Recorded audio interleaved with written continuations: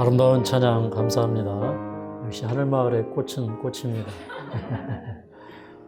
근데 이제 이렇게 앞에서 특창을 하는 걸 듣고 있으면요, 뒤에서 어떤 생각이 드냐면, 은혜도 받지만 노래를 막 같이 하고 싶은 충동이 생겨요. 참 좋은 찬양인 것 같습니다.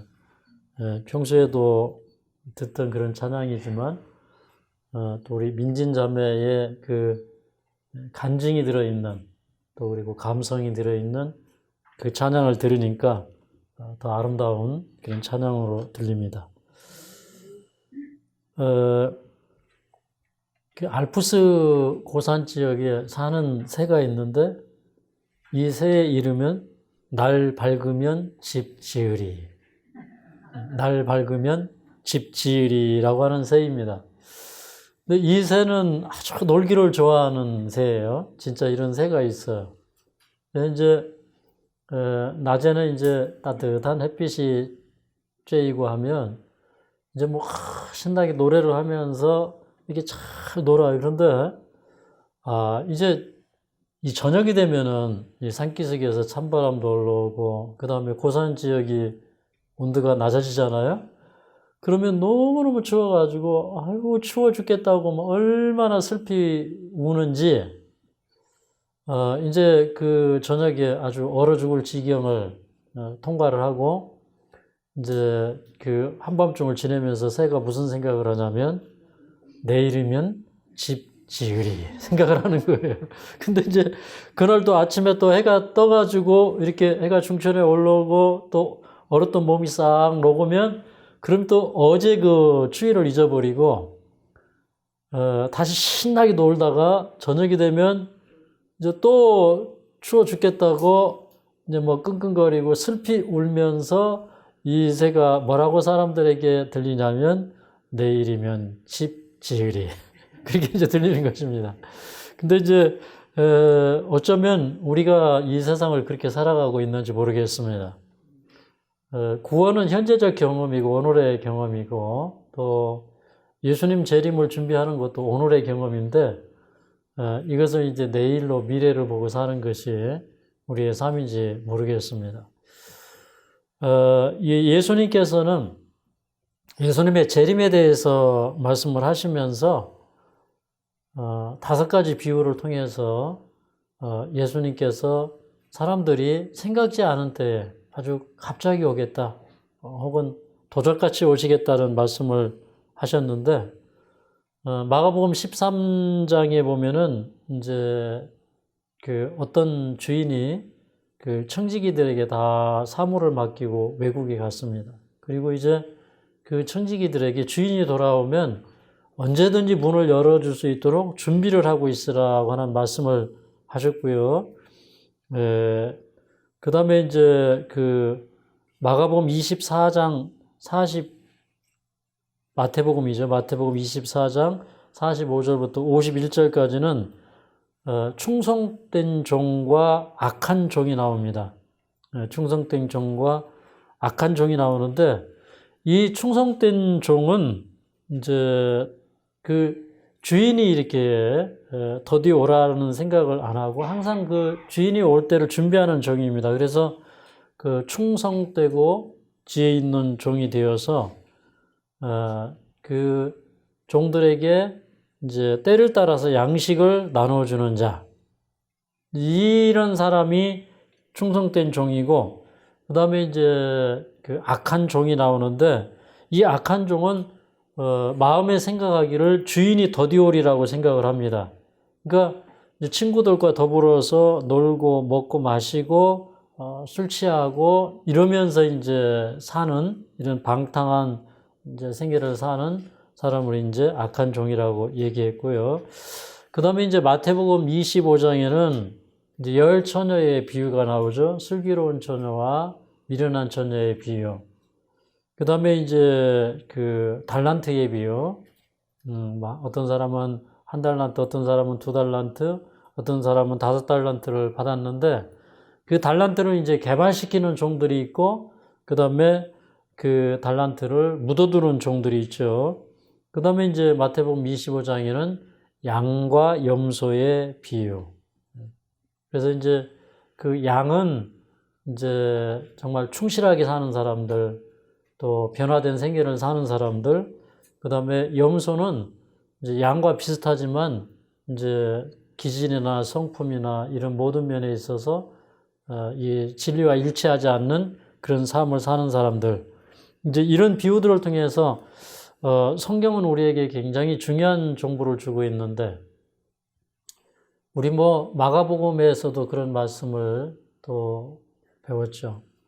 뭐 누가복음에서도 배우고, 이제 그 예수님의 초림을 예비한 사람들의 생애에 대해서 제가 여러분에게 말씀을 드렸었습니다.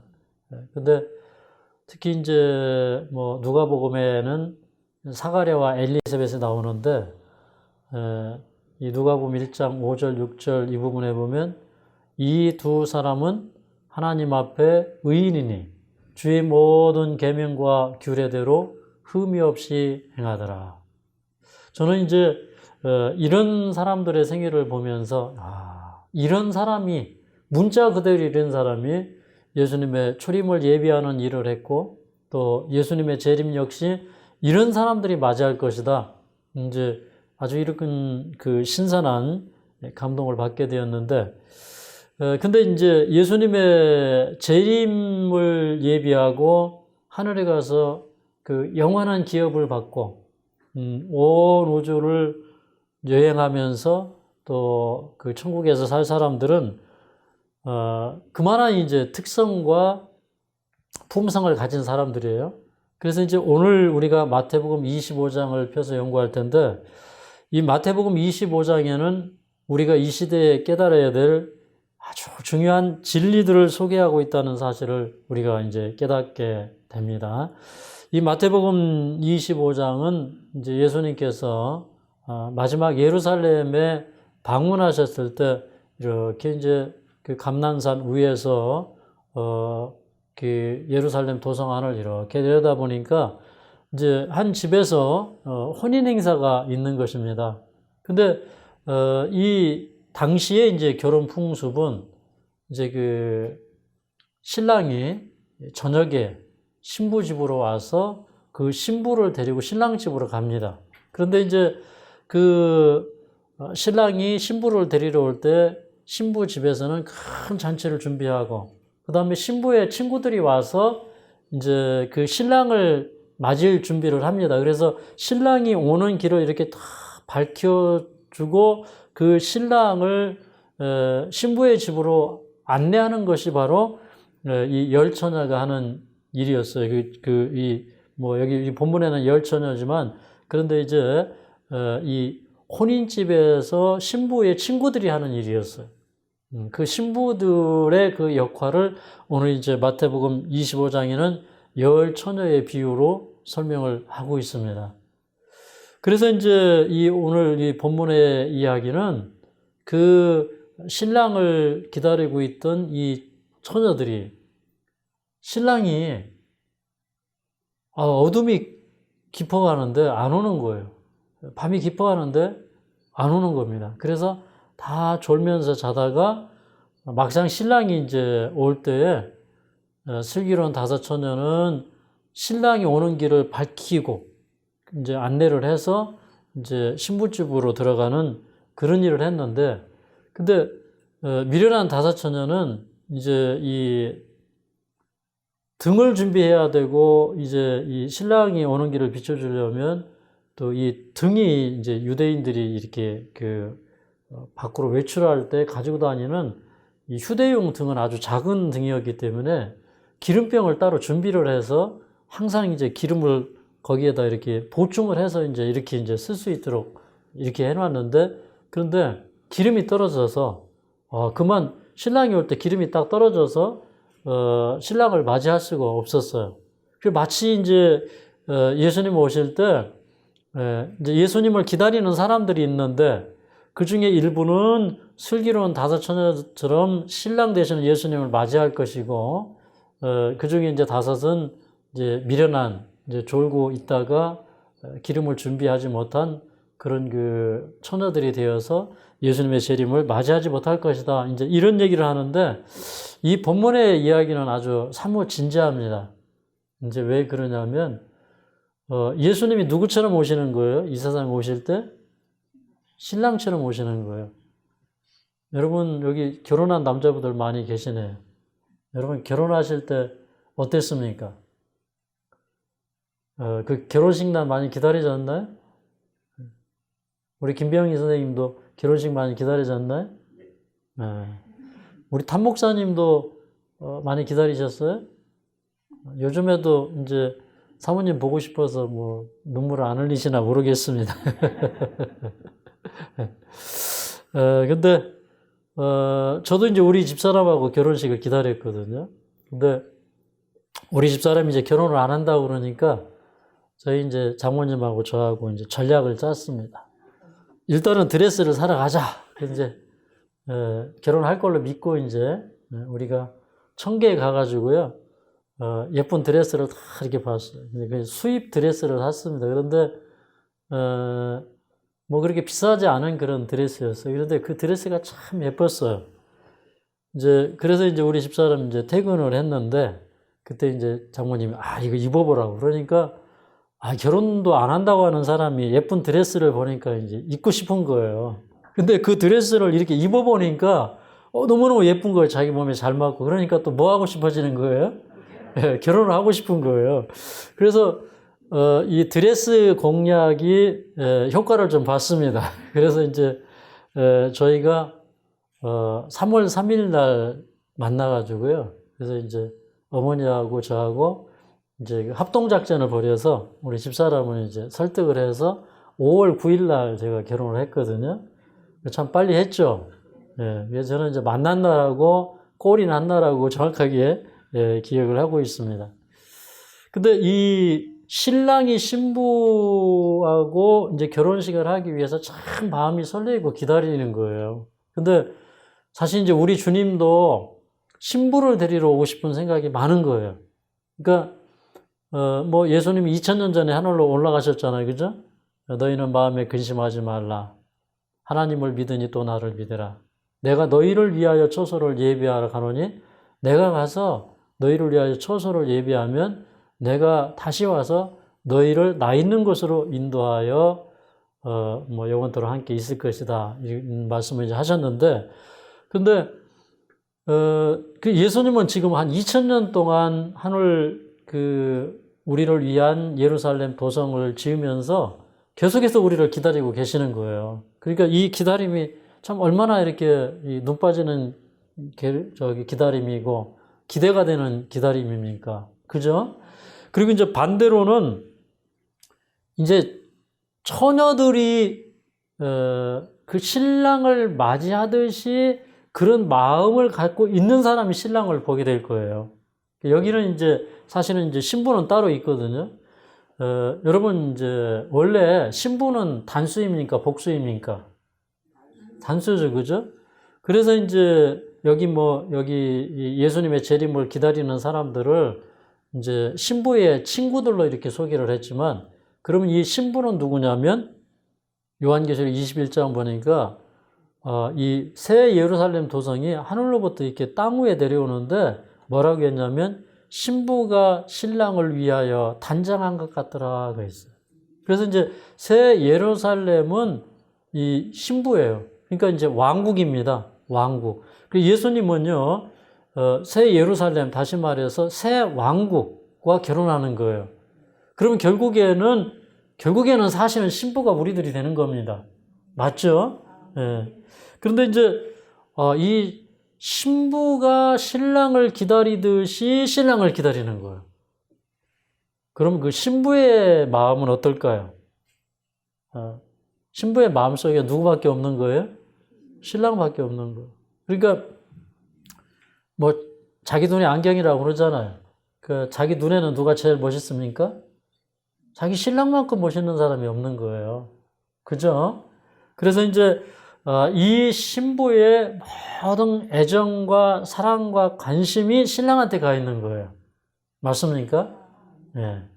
저도 이제 하나님 앞에 늘 감사하면서 사는 거는, 저희는 이제 뭐 결혼해서 한 20년 살았지만, 우리 집사람의 애정과 마음과 관심이 항상 신랑에게 있는 것 같아요. 그래서 저는 참 감사합니다. 이게 착각입니까? 아마도 착각은 아닌 것 같은데. 그런데, 이게 굉장히 중요한 생각을 갖게 합니다. 근데 신부가 신랑을 기다린다. 그거는 아주 뜨거운 사랑입니다. 그렇죠? 아직 식은 사랑이 식지 않은 사랑이에요. 식지 않은 사랑이. 어떻게 보면 점점 뜨거워지는 사랑이에요. 그러니까 자기의 모든 관심과 애정이 누구한테 가 있는 거예요? 신랑한테 가 있는 거예요. 그래서 이제 저는 이런 생각을 하게 되었어요. 여러분 한번 생각을 해 보십시오. 예수님께서 이 세상에 오실 때 하늘에 데리고 와서 살려고 하는 사람들은 이제 선별하시잖아요. 그죠? 예, 양과 염소를 분별하듯 이제 분별해서 데리고 갑니다. 슬기로운 처녀와 미련한 처녀를 이제 분별해서 하늘에 데려가거든요. 근데 이 신부의 옷을 입고 다 드레스를 입었다고 해서 다 신부가 아니에요. 이 신랑이 보는 신부는 뭐냐면 제일 먼저 보는 게 뭘까요? 여러분 결혼의 첫 번째 조건이 뭐예요? 마음씨? 네, 마음씨도 아름다워야 돼요. 그거 맞아요. 뭐 얼굴만 예쁘다고 여자냐. 그 얘기도 참 맞는 얘기예요. 그죠? 네, 마음씨 좋아요. 마음이 좋아야 여자지. 맞습니다. 그 다음에 또 뭘까요? 성품? 네, 성품도 좋아야 돼요. 네, 또 뭐 있을까요? 너무나 뻔한 것을 여러분은 뭐가 있어야 돼? 예? 홈수? 예뻐야 됩니까?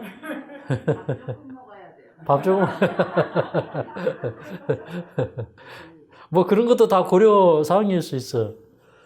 근데 제일 중요한 거는 뭐니 해도 뭐니입니까? 뭐가 제일 중요할까요? 사랑입니다. 사랑. 사랑이잖아요. 그죠? 예수님이 우리를 보실 때 우리가 이 사람 사이에 가장 중요한 게 사랑이잖아요. 결혼에 있어서 제일 중요한 게 사랑인데 예수님이 보실 때 저 신부의 옷은 입고 있지만 저 신부가 나를 사랑하느냐 안 하느냐 그걸 보는 거예요. 맞습니까? 네. 여러분 진짜 뭐 이렇게 사랑을 하면요. 우리 시집 가서 7회를 살았나요? 네. 뭐 그러다가 계속 이렇게 과부돼 가지고 산 누구 있습니까? 안나 얘기가 나오죠. 안나. 그 안나가 이 성전을 떠나지 아니하고 계속 어린 예수님, 아기 예수님이 올 때까지 기다렸어요. 네.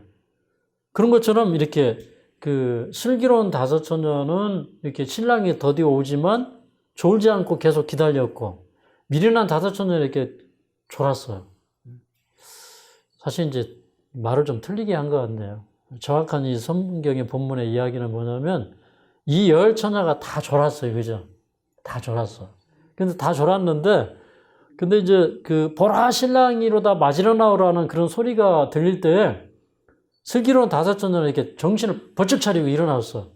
근데 다행히 기름병에 기름이 있어서 이렇게 이제 기름을 등잔 안에 붓고 이제 그 신랑을 맞이할 수 있었는데 미련한 다섯 처녀는 이 병에 기름이 없었어요. 결국 이 차이는 무엇이냐면 이런 겁니다. 진짜 사랑하는 사람이면 신랑이 결혼식에 더디 와도 좋을까요? 안 좋을까요? 안 좋은 거죠, 그죠? 네.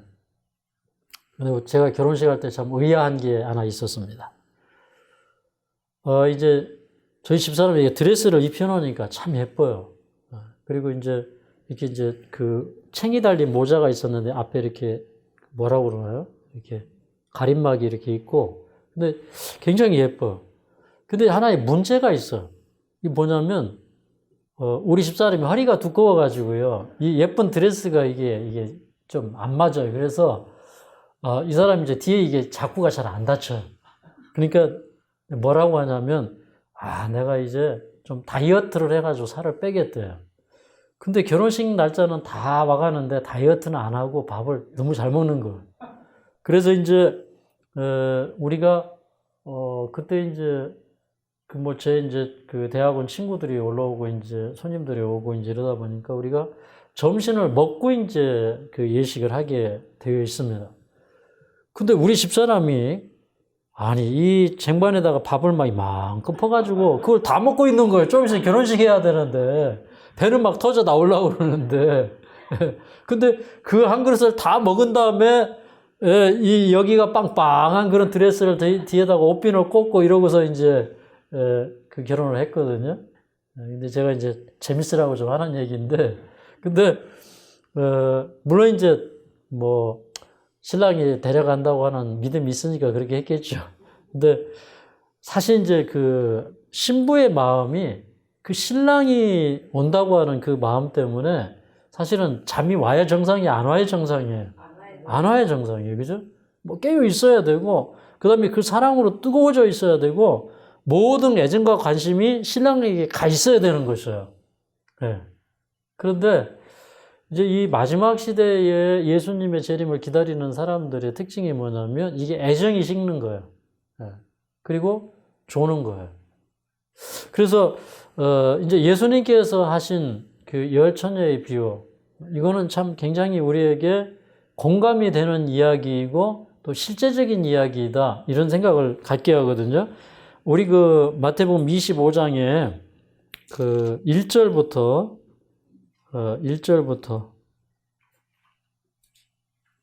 6절까지 먼저 읽어보도록 하겠습니다. 마태복음 25장 1절부터 6절까지 있는 말씀을 보겠습니다.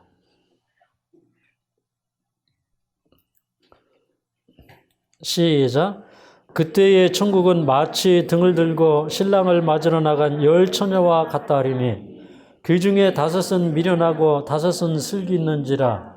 미련한 자들은 등을 가지되 기름을 가지지 아니하고 슬기 있는 자들은 그릇에 기름을 담아 등과 함께 가져갔더니 신랑이 도디 오므로 다 졸며 잘세 밤중에 소리가 나되 보라 신랑이로다 맞으러 나오라. 아멘. 자, 여기까지 보겠습니다.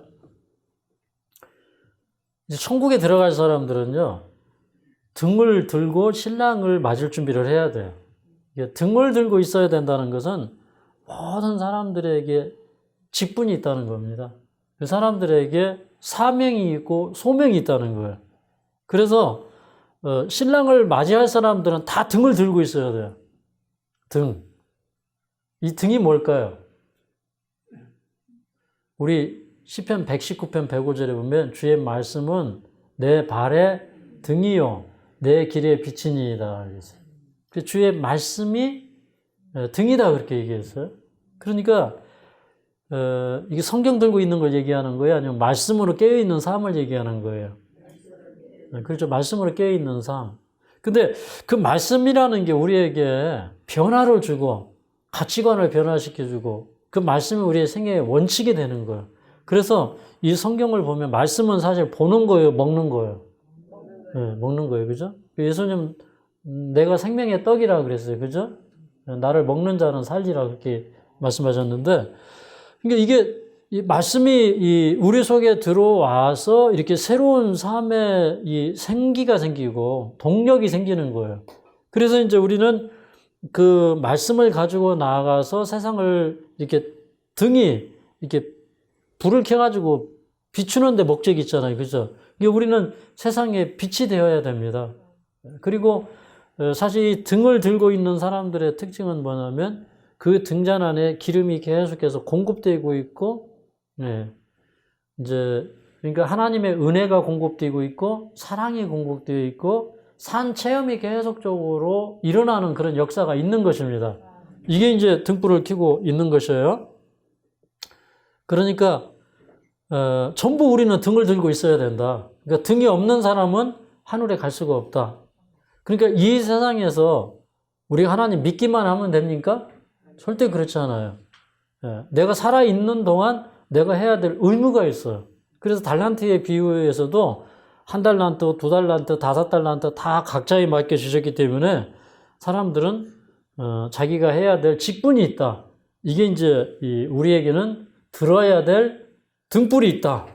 이것이 우리의 의무이다는 걸 우리가 깨달아야 됩니다. 그 다음에 이제 또 하나는 신랑을 맞으러 나가야 돼요. 맞으러 나가요. 신랑을. 이 맞으러 나가는 사람은 집 안에 있어야 됩니까? 집 밖에 있어야 됩니까? 집 바깥에서 신랑이 오는 길을 이제 보면서 언제 오는지 이제 깨어 있어야 돼요. 그러니까 우리가 이제 그런 신랑을 맞으러 나가는 그런 태도가 항상 우리 마음속에 있어야 됩니다. 그래서 우리 현실 속에서 안주하는 것이 아니라 항상 이제 주의 사업을 위해서, 주의 오심을 위해서 침례 요한처럼 길을 닦는 이제 그런 일을 해야 됩니다. 네, 그 다음에 이제 아까 우리는 다 처녀될 것 같다 그렇게 얘기했어요. 순결한 처녀. 여기 고린도후서 11장 2절에 보면 이제 이런 말씀이 있습니다. 고린도후서 11장 2절. 시작. 내가 하나님의 열심으로 너희를 위하여 열심 내노니 내가 너희를 정결한 처녀로 한 남편인 그리스도께 드리려고 중매함이로다. 예. 우리가 이제 정결한 처녀, 정결한 처녀라고 얘기했는데 여기 3절에 보면 뱀이 그 관계로 이와를 하와 이브를 미혹해 한 것 같이 너희 마음이 그리스도를 향하는 진실함과 깨끗함에서 떠나 부패할까 두려워하노라. 그래서 정결한 처녀는 진실함이 있어야 돼요. 진실함. 그 신앙이 진실되어야 돼요. 그죠?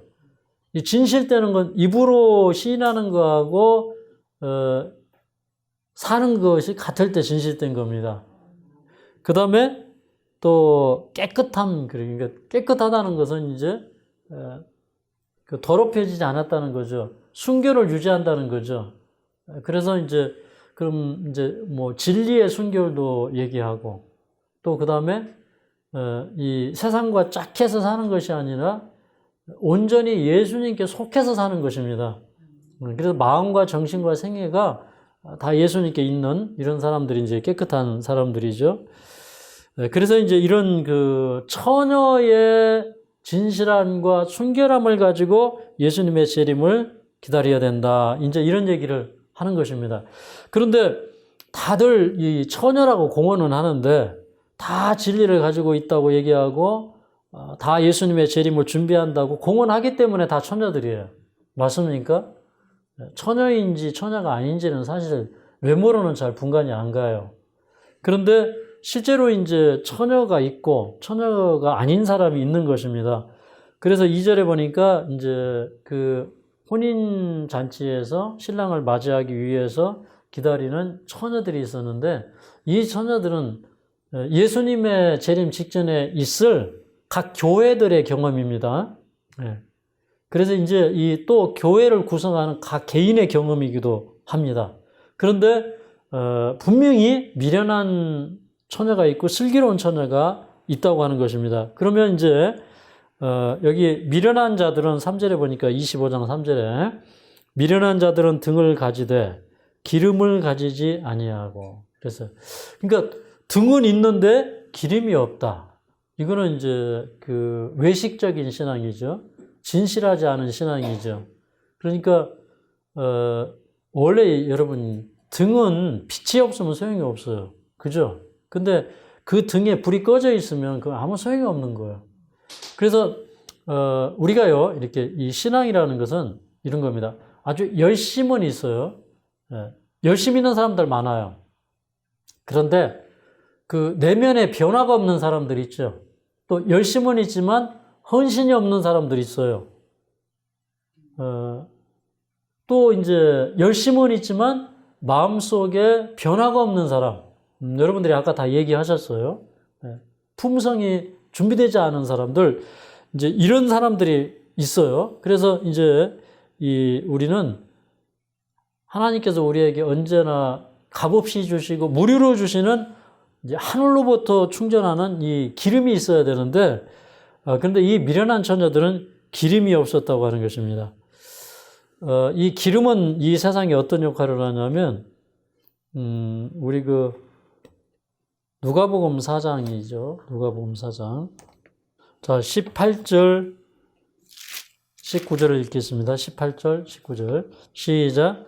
주의 성령이 내게 임하셨으니 이는 가난한 자에게 복음을 전하게 하시려고 내게 기름을 부으시고 나를 보내사 포로된 자에게 자유를, 눈먼 자에게 다시 보게 함을 전파하며 눌린 자를 자유케 하고, 그렇게 얘기했어요.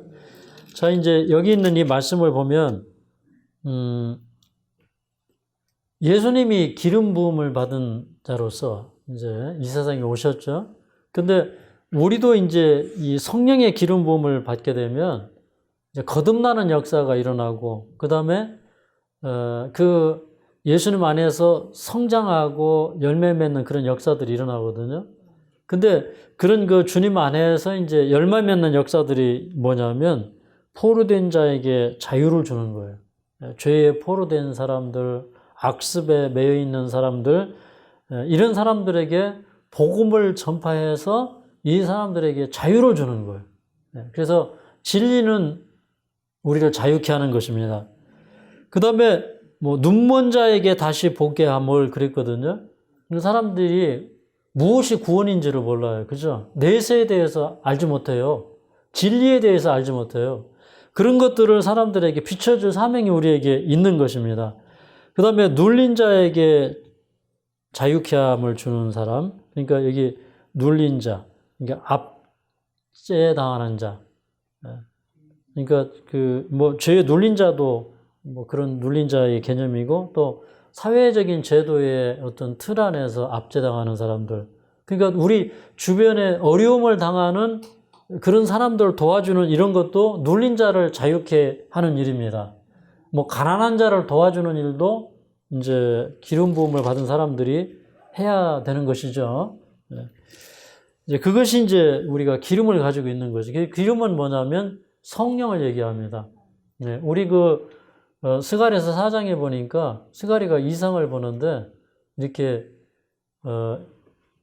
큰 촛대가 있는데요. 이 촛대가 이렇게 가지가 7개가 이렇게 있고요. 그 다음에 그 7개의 그 가지가 또 7개로 이렇게 나누어져 있어요. 그래가지고 거기에 이렇게 등잔이 49개의 등잔이 있는 아주 굉장히 큰 등잔을 봤거든요. 그런데 그 옆에 보니까 두 감람나무가 이렇게 있어요. 근데 두 감람나무에서 계속해서 등잔 안으로 기름이 공급되는 것을 보게 되었어요. 근데 이 스가랴가 이 두 감람나무가 무엇입니까? 라고 물어보니까 뭐라고 그랬냐면 천사가 주 앞에 모셔 서 있는 두 사람이다. 그렇게 얘기했거든요. 그러면 그 두 사람이 누구냐면 그 당시에 그 대제사장 여호수아, 그 다음에 유다 총독 스룹바벨, 그 두 사람이 하나님 앞에서 아주 정말 진실한 자로서 또 성령이 충만한 사람으로 하늘의 인도함을 받는 사람으로 그 두 사람의 영향력으로 말미암아 그들이 이제 성전 건축이라고 하는 큰 위협을 달성할 수가 있었는데, 그들에게서 계속 하나님의 은혜와 사랑과 그 빛이 그들에게서 이렇게 흘러들어갔던 겁니다. 교회에게로 흘러들어갔어요. 회중에게로.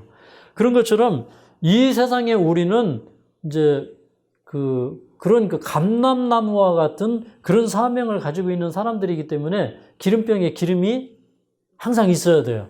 맞습니까? 예. 그러니까 진리로 말미암아 변화된 생애를 사는 사람들이 이 기름병을 가지고 있는 거예요. 사실 이 진리는 우리에게 굉장히 중요한 진리입니다. 그 다음에 이제 5절에 보니까 신랑이 더디 왔다는 거예요. 신랑이 더디 왔다. 이제 성경에 있는 말씀을 보면 예수님의 재림은 지연된다고 하는 것입니다. 그런데 예수님의 재림이 지연되는 이유가 무엇일까요? 왜 그런 것 같아요? 네? 땅끝까지 복음이 전해지도록? 네. 그것도 맞는 얘기예요. 또 아까 여러분이 그렇게 대답하신 것 같은데 내가 준비가 안 돼서. 그것도 맞는 얘기예요. 일단은 예수님의 재림을 위해서는 신랑은 빨리 오기를 바라는 거예요. 빨리 결혼식 날 잡고 빨리 와야 돼요. 그죠? 빨리 결혼하고 싶어요. 근데 이제 신랑은 빨리 하고 싶은데 신부가 조금 더 있다 합시다 자꾸 그러는 거예요. 그러면 결혼식이 어떻게 됩니까? 자꾸 이게 미뤄지는 거예요. 사실은 이 결혼식은 일방적으로 정해지는 겁니까? 아니면 양가 합의에 의해서 정해지는 겁니까? 양가 합의가 의해서. 그러면 예수님의 재림이 이제 지연되는 거는 사실 신랑 측의 문제예요? 신부 측의 문제예요? 사실 신부 측의 문제예요.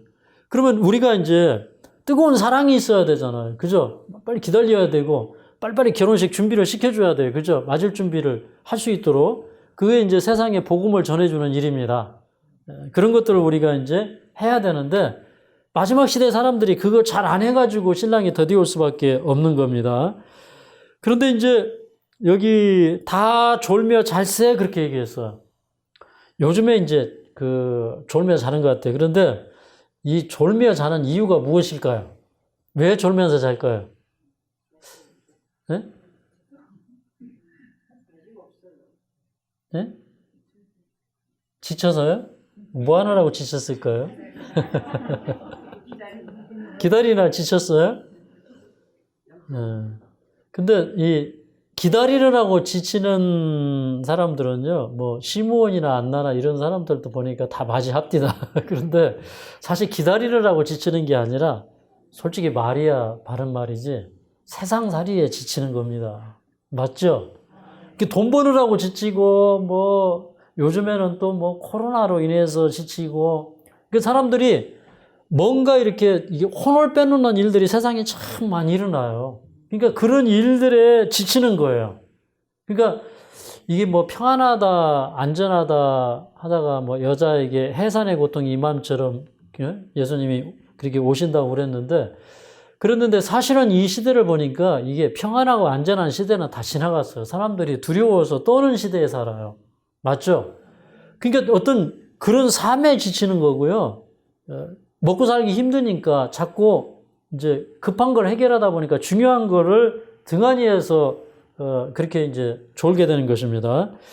그런데 6절에 보니까 밤중에 소리가 났어요. 그러니까 아주 오밤중에 소리가 났는데 뭐라고 했냐면 보라 신랑이로다 맞으러 나오라 이런 음성이 들렸다는 거예요. 그러면은 이제 저는 여기에 한 가지 추가해서 얘기를 합니다. 여러분 우리는 보라 신랑이로다 맞으러 나오라는 소리를 외쳐야 될까요? 아니면 졸고 있다가 그냥 깨어나는 사람이 될까요? 그 외치는 자가 돼야죠. 근데 이제 잘못하면 우리가 외치는 자가 안 되면 졸고 있다가 깨어나기는 했는데 기름을 준비할 시간이 없어가지고 구원을 잃어버리게 되는 거예요. 그러니까 이제 이 부분 굉장히 중요한데 품성은 그때 가서 준비하는 거예요. 지금 준비하는 거예요. 기름 준비가 갑자기 돼요? 안 돼요? 안 됐다는 거예요. 왜 기름 준비가 갑자기 안 됐을까요? 예를 들어서 이제 십자가에 달려있던 한편 강도는 주여 당신의 나라에 이를 때 나를 기억하소서 그렇게 얘기했어요. 그죠? 예. 근데 한편 강도는 비웃고 구원을 받지 못했어요.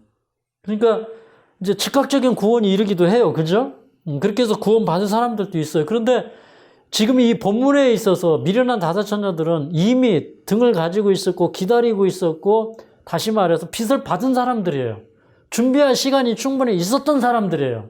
그런 사람들이 갑자기 그 자기의 기질이나 어떤 그 성품을 변화시킨다고 하는 게 쉬운 일이에요? 어려운 일이에요? 어려운 일이에요. 그래서 이제 품성은 미리미리 준비하는 사람들이 하늘에 간다고 하는 것입니다. 네. 그리고 이제 또 하나는 제가 이 본문 가운데 중요하게 깨달은 것은 이제 많은 사람들이 이제 보라 신랑이로다 맞으러 나오라 이게 무슨 소리냐? 이 세상에 졸고 있는 사람들을 깨울 정도의 강력한 소리가 무슨 소리냐 이 말입니다. 여러분 예수님이 이 땅에 오시기 전에 이 밤중 소리를 누구를 통해서 일으켰을까요? 제가 볼 때는 침례 요한이 죄사함을 얻게 하는 회개의 침례를 전파할 때 온 나라가 두려워서 침례 요한에 가서 침례를 다 받았어요. 그죠?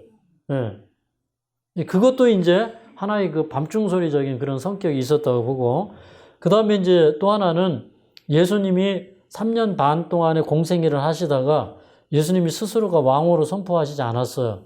마태복음 21장이 나오죠.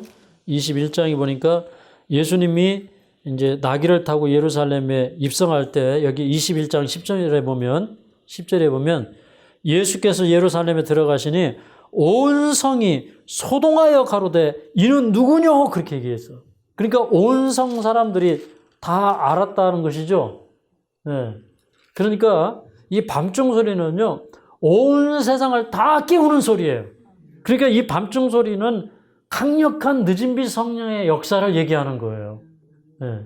그러니까 우리는 이런 그 아주 크고 강한 음성으로 세상을 경고할 수 있는 세상을 깨우는 사람들이 되어야 되는데 이 성령 운동이 언제 일어나느냐?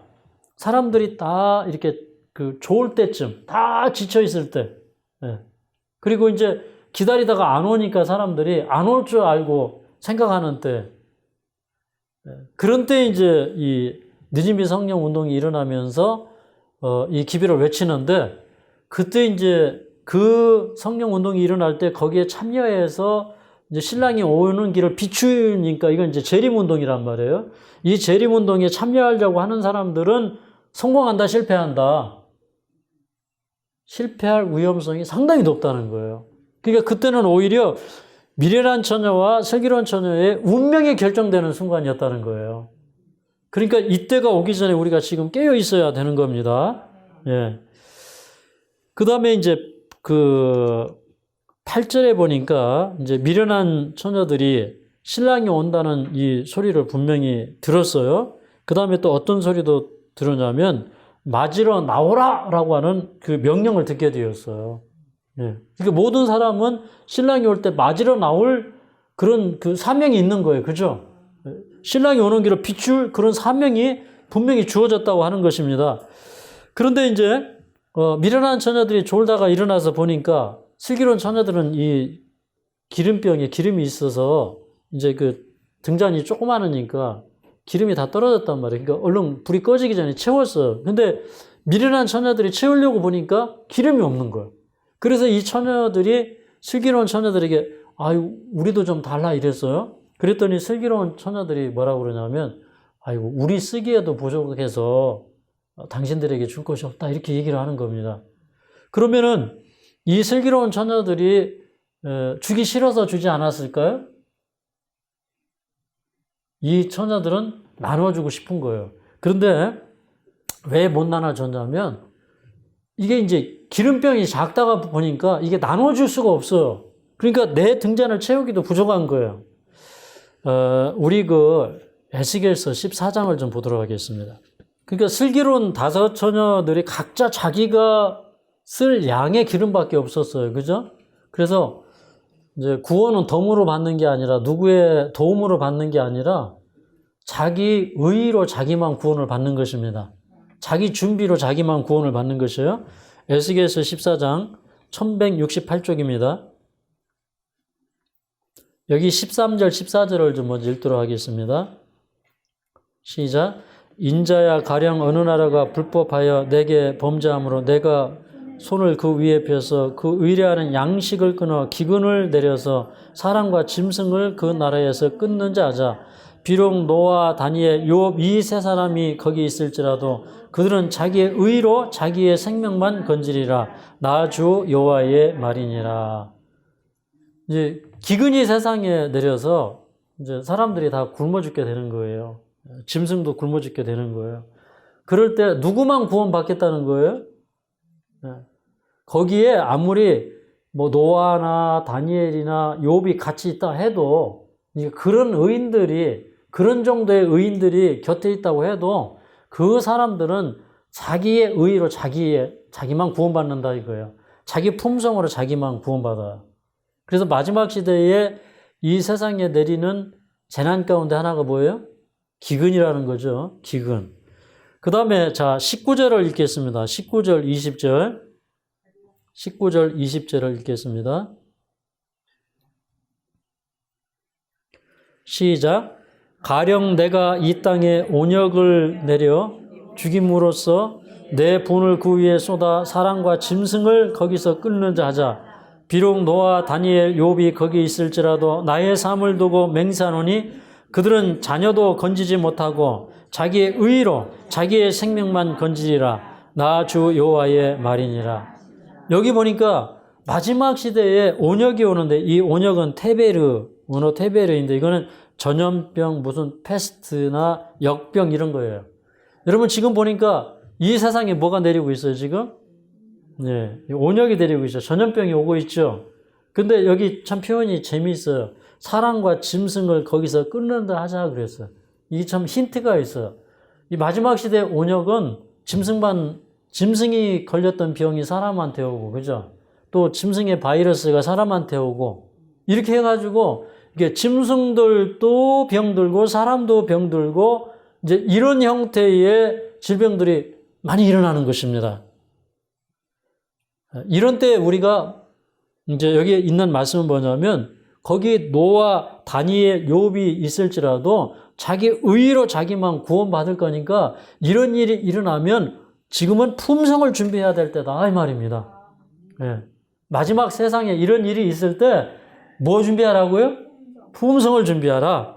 자, 21절을 좀 함께 읽습니다. 21절 시작. 주 여호와께서 가라사대 내가 나의 네 가지 중한 불 곧 칼과 기근과 사나운 짐승과 온역을 예루살렘에 함께 내려 사람과 짐승을 그 중에서 끊으리니 그 해가 더욱 심하지 않겠느냐.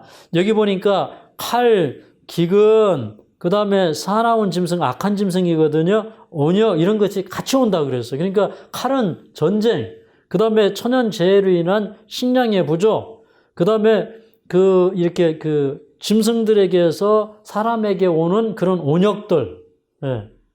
이런 것들이 막 이렇게 병행해가지고 쏟아지는 게 마지막 때인데, 그런 때는 그 해가 더 심하니까 사실 하나님께서 해로 주시려고 이런 걸 주시는 거예요? 아니면 깨우려고 주시는 겁니까? 깨우려고. 그때 우리 정신 바짝 차리고 깨어나서 슬기로운 다섯 처녀가 되어서 예수님 재림을 맞을 준비를 하라는 것입니다. 예. 그 다음에 이제 이 열 처녀가 이제 신랑이로다 맞으러 나오라는 소리를 듣고 이제 운명이 갈렸어요. 그래서 5명은 이제 신랑이 오는 길을 비추는 일을 했고, 그 다음에 미련한 5처녀는 기름을 사러 갔어요. 근데 기름을 사러 갔다 와서 보니까 이게 신랑과 기다리던 처녀들은 혼인집으로 들어가 버리고 자기네들은요 이렇게 문이 닫혀가지고 들어갈 수가 없는 거예요. 그러면 이 문이 닫혔다는 것은 이것입니다. 이제 마지막 시대에도 이런 사람들이 있을 거예요. 사실 예수님 오시기 전에 먼저 은혜의 문이 닫혀요. 이제 우리 요한계시록 22장에 보면 이런 말씀이 있어요. 자, 요한계시록 22장 11절에 보면 불의를 하는 자는 그대로 불의를 하고 더러운 자는 그대로 더럽고 의로운 자는 그대로 의를 행하고 거룩한 자는 그대로 거룩되게 하라. 여러분 이게 무슨 얘기입니까? 이제 불의한 자가 있고요. 또 더러운 자가 있고 또 의를 행하지 않는 이런 사람들이 있지만 그런데 언제까지 기다려 줄 수가 없어요. 그죠? 그러니까 예수님이 중보를 끝나는 순간에 그들의 품성은 고정되어 버려요. 그런데 그 은혜의 시기가 끝나고 은혜의 문은 닫혀버렸는데 미련한 5처녀는 여전히 기름 사러 가다가 헤맸다가 와보니까 문이 닫혀버린 거예요. 그러니까 그때 가서 사람들이 진리를 깨닫고 예수님 재림 준비는 이렇게 해야 되는구나 이런 거를 깨닫을 때는 이미 늦었다는 것이에요. 그래서 이제 이 미련한 처녀가 가서 막 문을 두드리면서 좀 우리에게도 문을 열어달라고 그렇게 이제 간청을 하는 것입니다.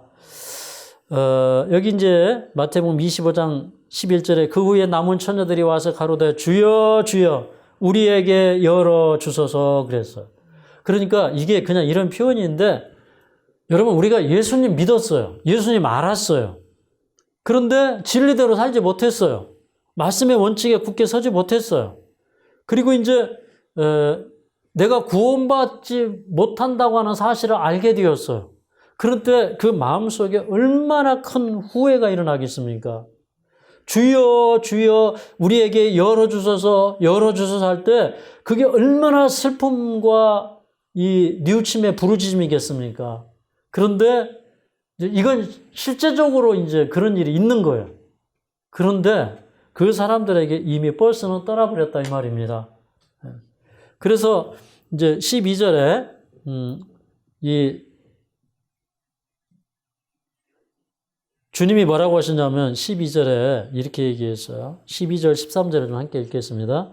12절 13절 시작. 대답하여 가로되 진실로 너에게 이르노니 내가 너희를 알지 못하노라 하였느니라. 그런즉 깨어있으라 너희는 그 날과 시를 알지 못하느니라.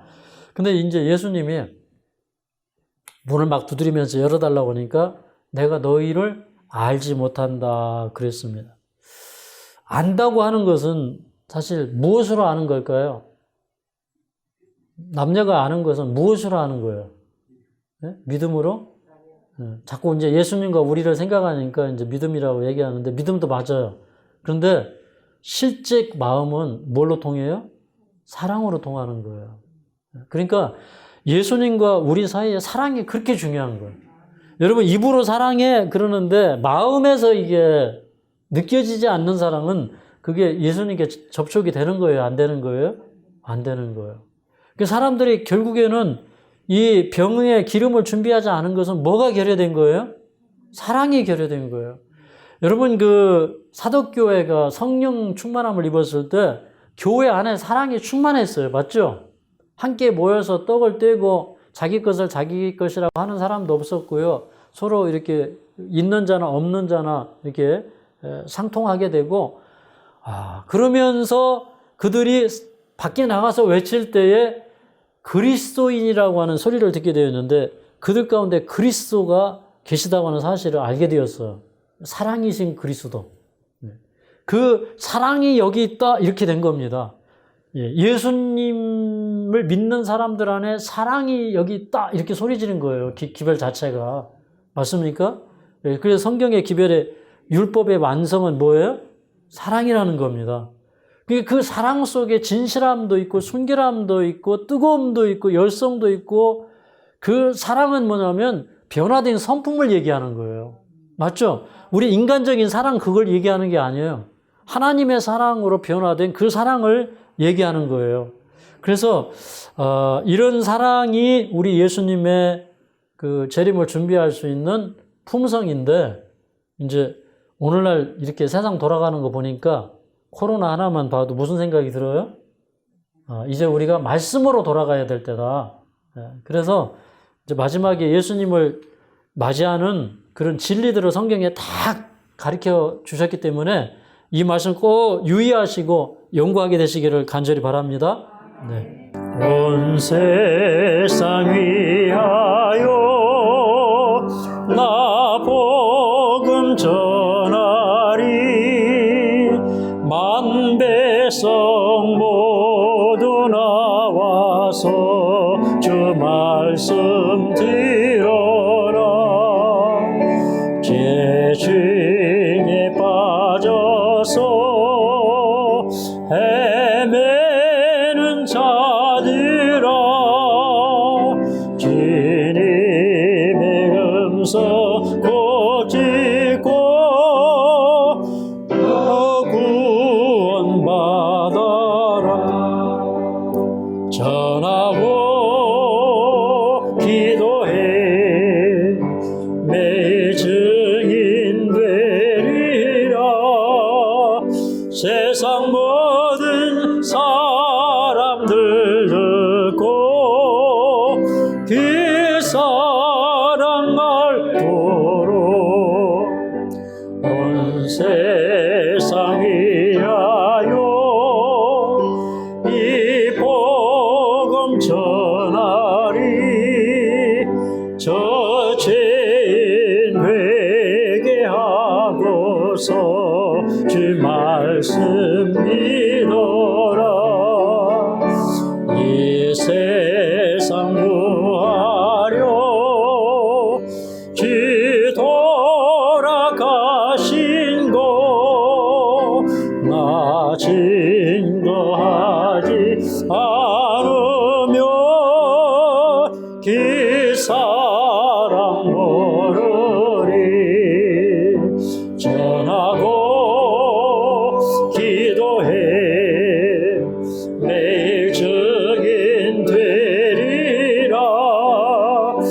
세상 모든 사람들 듣고 기사랑 알도록 온 세상 위하여 주의 임하니 주 예수 이름 힘입어 이 복음 전하자. 먼 곳에 나가서 전하지 못해도 나 있는 곳에 있든지 늦게도 힘쓰리 전하고 기도해 매일 증인 되리라. 세상 모든 사람들 듣고 기사랑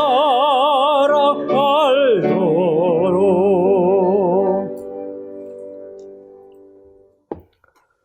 사랑하는 주님, 오늘 열처녀의 비유를 통해서 현대 진리를 듣게 하시니 감사합니다. 참으로 우리는 예수님의 재림이 임박한 시대에 살고 있으면서 등불을 켜들고 신랑을 맞이하기 위해서 준비하며 또 신랑의 길을 환히 비추기 위해서 등에 기름을 가지고 준비하는 사명을 가지고 있음을 주님 오늘 우리에게 깨우치셔서 감사합니다. 저희들이 지금 그 순결한 처녀가 가지고 있는 사랑과 헌신, 열성, 순결함이 있는지 저희 자신을 보게 하여 주시옵소서. 참으로 열처녀가 입고 있는 그런 아름다운 예복을 입고 있는지, 그 아름다운 품성의 옷을 입고 있는지 저희들을 살펴보도록 도와주시옵소서. 주님 오실 때 갑작스럽게 운명은 결정되었고 슬기로운 다섯 처녀만이 구원을 얻게 되었습니다. 주님, 우리는 이 세상에 오라 신랑이로다 맞으러 나오라 외치는 자의 소리가 되기를 원합니다. 참으로 더 없는 열심과 더 없는 헌신의 운동이 일어날 것을 믿습니다.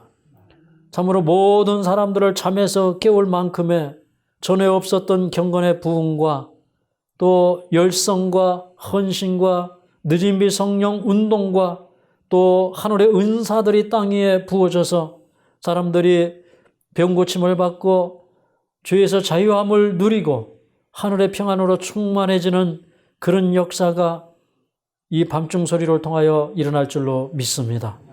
한밤중에 그 소리가 날 때라는 것을 우리가 인식하면서 우리가 이 역사의 주인공 되도록 도와주시옵소서. 우리가 믿음의 변방에 있는 사람들이 아니요 믿음의 중심에 있는 사람들 되게 하여 주시옵소서. 오늘 이 밤중 소리가 우리를 깨우고 우리의 마지막에 가는 길을 환히 비추어서 예수님 오실 때 그 신랑의 음성을 듣고 예수님을 따라 하늘 혼인잔치에 들어가는 저희들 되게 하여 주시옵소서. 은혜의 시기가 끝나기 전에 저희들이 주님 앞에서 철저하게 회개하고 준비하며 참으로 오늘 우리의 성품을 위하여 날마다 하늘로부터 오는 그 성령의 기름으로 가득 채우도록 도와주시옵소서. 오늘도 우리의 생애에 하나님의 은혜와 사랑이 충만하게 하여 주시옵소서. 오늘 또 주님의 제단에 또 예물을 가지고 나온 그 손에도 복을 주시고 또 각자가 기도하는 모든 소원들을 들어주시고 또 마음으로 주의 제단에 헌신하는 모든 마음들 주님께서 다 축복하여 주셔서 주님 오실 때 아름다운 큰 밤중소리의 역사에 동참하게 하여 주시옵소서. 예수님의 이름으로 간절히 기도하옵나이다.